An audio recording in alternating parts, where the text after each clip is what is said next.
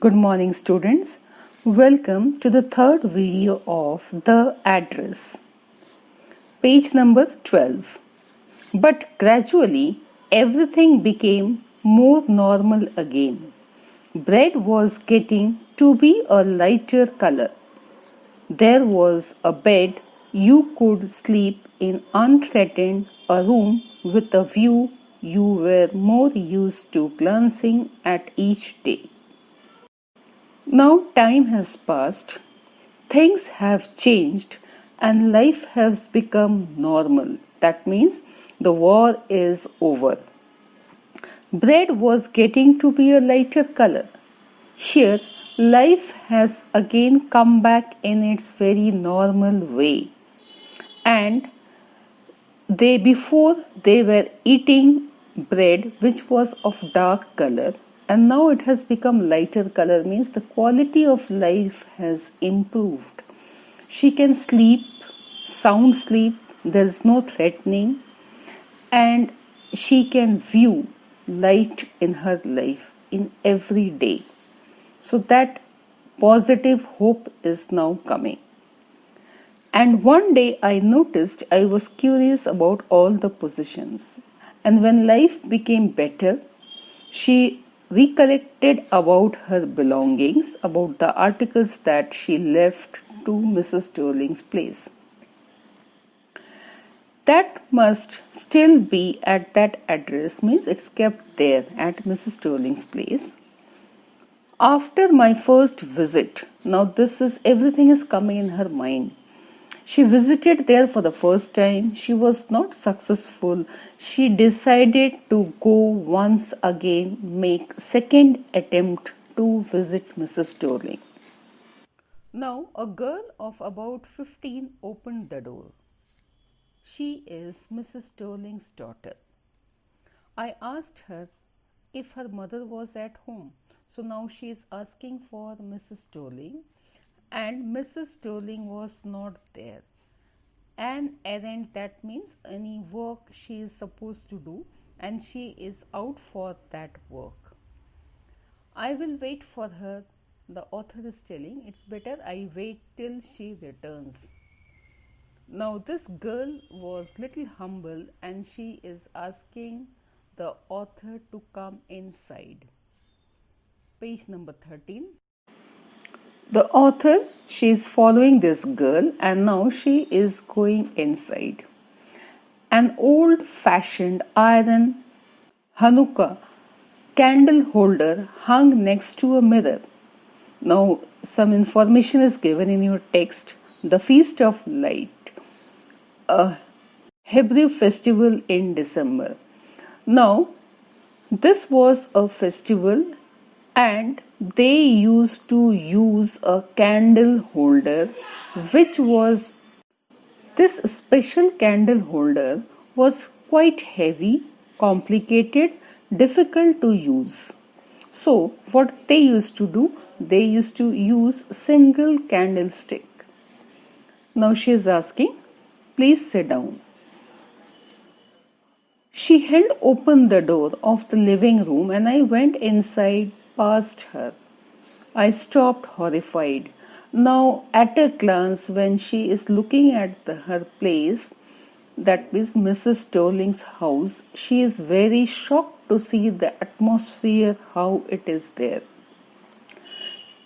Mrs. Sterling, she just made mess out of everything, all those articles, and everything was kept in very unorganized way. So the author could easily make out that, and she didn't like it. I did want to see again, but which oppressed me. Oppressed is here troubled. She came inside the house, and she saw everything around her. But those belongings, those things, they troubled her. Why? Because they were not arranged in proper way. You have a word here, muggy smell. That means very damp. I don't know, but I scarcely dared to look around, and she didn't want to look around, dislike. The girl moved a chair, and I sat down. So she was asked to sit down there. Woolen tablecloth is there. I rubbed it. My fingers grew warm because it was made up of wool.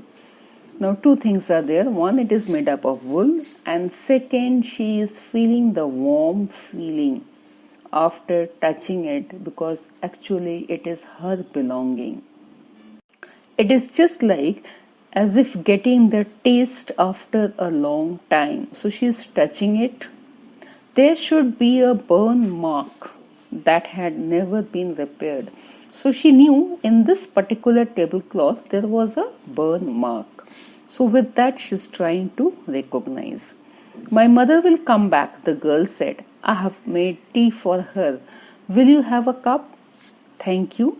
She is offering her tea. So here we find Mrs. Tolling's daughter. She is much better than Mrs. Tolling behavior wise. I looked up. The girl put cups ready on the tea table. She had a broad back. Now her physique is resembling her mother. And now she is serving me the tea. Okay, and whatever she got, the teapot and the other crockery item, I could make out that all this belongs to me. So this is what she is remembering. She opened a box and took out some spoons.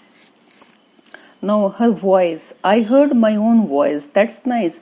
The author is telling to herself because she cannot say that I belong to this particular place and these are my belongings. Okay, so she is speaking to herself. It was a strange voice, as though each sound was different in this room. So she is finding it very strange. Strange, we have the sense here is, after so many years, she could hear the sound of those crockery items. And when she is speaking to herself, she could not control. And she is making out that no one else is able to hear her. So that is strange for her. Now Mrs. Tolling's daughter, she is serving tea to author. She laughed. My mother says it is antique. We have got lots more. So this is what Mrs. Tolling told her daughter, that these are all their belongings and antiques. That means they have inherited all these things from their ancestors. She pointed around the room. See for yourself. Okay, look how the belongings that we have, how they look. I had no need to follow her hand, means she was trying to point out with her finger that all these things are our belonging. And the author could easily make out because actually it is her belonging. I knew which things she meant. I just looked at the still life over the tea table. Okay. As a child, I had always fancied the apple on the pewter plate. Now this was a special plate. Pewter, you can simply write there, it's an alloy made up of zinc, lead and tin. So it's a special type of, you can say, alloy. And she always liked to keep the apples on that plate, and now that plate was there in front of her. So she is recollecting her past. We use it for everything. Now this girl is telling, this is so commonly used in our home, but for the author this was a special thing. Once we even ate off the plates hanging there on the wall. Ate off the plates, that means the special plates which were hanging on the wall, they used it, that is Mrs. Tolling's family, they used it. But they didn't find anything special, but for author it was special. I had found the burnt mark on tablecloth. The girl looked, questioning me. So she is looking at that burnt mark because that is giving her some connection with those things. Yes, I said, you get so used to touching all these lovely things in the house, you hardly look at them anymore. When everything is available to you, you do not recognize the value of that. This is what is said here. You people are using all these things every day, so you hardly look at them, you don't feel anything special about it. But for author, these things are very special because she is watching all this after a long time. Now, page number 14. You notice things when something is missing. Then you understand the importance of that. It's very normal thing in any day-to-day life. When we get all the facilities, we take it for granted. But when we do not get, then we understand the importance of that. So these things are there daily in your house. So you don't understand the importance because you never give it for repairing or you don't lend it to anyone else like they have done it. Again I heard the unnatural sound of my voice and I went on. I remember my mother. She is speaking to herself and she is recollecting each and every sentence of her mother. So that is what is here, unnatural sound. Her mother is no more, but she can recollect what her mother has said. If I would help her now, what happened when she was a young girl, her mother used to ask her to clean those silver cutlery set. And sometimes she used to refuse.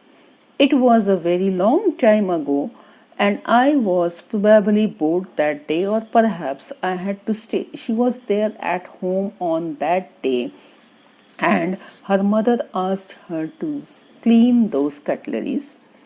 I asked her which silver she meant, and she replied, surprised, that it was the spoons. Now, this author was unaware that they use silver spoons every day. Okay, now she is asking which spoon, which are these are all silver spoons. So it is just like she doesn't feel the importance or she takes it for granted. So what is so important about it? And that was the strange thing. I did not know the cutlery we ate of every day was silver. On that day, she got the information that they have got silver cutlery set in their home. Otherwise, she used to think it's the very normal or ordinary cutlery set that they are using. The girl laughed again. I bet you don't know. It is either. I looked intently at her. Fine. Now, the author is also correlating the same thing to this girl. They are using each and everything very casually. So, she is thinking the same statement again, that probably this girl also doesn't know that this is made up of silver. That is why she is so casual about it. She is taking it for granted. Now the author is asking, do you know what are the items you are using for your daily kitchen work or household work? Mrs. Sterling's daughter, she wanted to show the other sideboard and went to open the drawer. I jumped up. I was forgetting the time I must catch my train. Now, all of a sudden, the author realized looking at all these things will only give me some pain. Okay? It's better I leave this place and I go. And they are misusing their things. They do not understand the importance and the value of those crockeries and cutlery set. So, better not to stay here, or I will feel very bad. Now she is asking, you don't want to wait for my mother? No, I must go. I walk to the door. So now the author is going back, means she will return to her own place. Now this place doesn't belong to her because these people, they are not ready to accept the narrator. The girl pulled the drawer open. I can find my own way. Now she was pulling that drawer to show her more belongings, more things. Now, here the author is feeling it's better I don't see all those things and leave this place. And now she is going back. And while she is going back, she has all these things in her mind that even if I get all the belongings, I cannot keep those things in small rented room. Okay, I don't have a big house of my own. So that is the pain which I told you in the beginning of the story. So with this we come to the end of the story. She remembered the correct address, but in due course of time she has lost all the belongings. Why? Because she believed on someone that so and so person will take care of me. She trusted, and now somebody has deceived her. She understood very well that getting back these things, it's not next to impossible. It's better I keep the memories deep in my heart and think in this way that those belongings are safe with someone else. This will give pleasure rather than going and arguing and asking for the belongings. So, lastly, she decided to forget the address so that she can move ahead in her life. So, any kind of war, the pre war stage, the war stage, and the post war stage, has its own consequences, which is